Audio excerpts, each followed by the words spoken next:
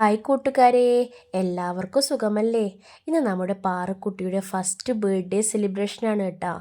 ബിരിയാണി ആക്കുന്ന തയ്യാറെടുപ്പിലാണേ. ചിക്കനൊക്കെ പൊരിഞ്ഞ് വരുന്നുണ്ട് കേട്ടോ. മസാലയൊക്കെ തയ്യാറാക്കി ഞാൻ വെറുതെ പോയിട്ട് ഇളക്കി കൊടുക്കുകയൊക്കെ ചെയ്തിട്ടുണ്ടായിനെ. അടുത്ത വീട്ടിലെ ഇക്കയാണ് കേട്ടോ ബിരിയാണി ഉണ്ടാക്കി തന്നെ. സൂപ്പർ ടേസ്റ്റായിരുന്നു, നല്ല രസമുണ്ടായിരുന്നു.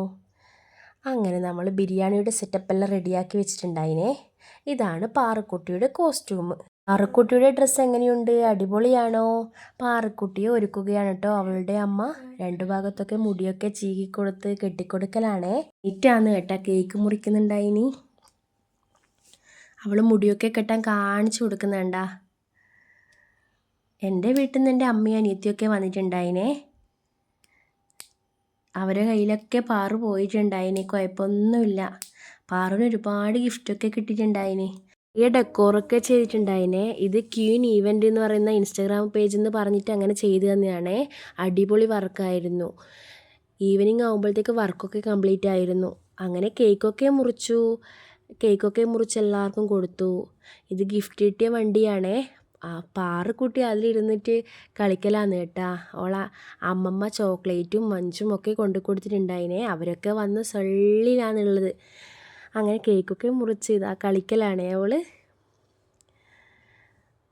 ഇതാണ് പാറുവിൻ്റെ ബർത്ത്ഡേ കോസ്റ്റ്യൂം. അടിപൊളിയല്ലേ?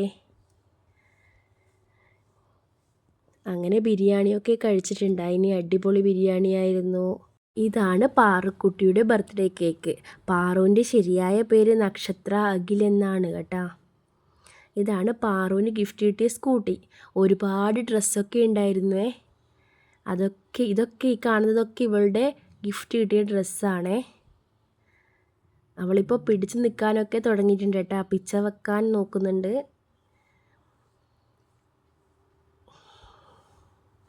അവൾക്ക് ഇന്ന് എല്ലാവരെയും കണ്ട സൊള്ളാണേ. അവളുടെ അമ്മമ്മ, അച്ചാച്ചൻ, മാമനൊക്കെ വന്നിട്ടുണ്ടായിനി.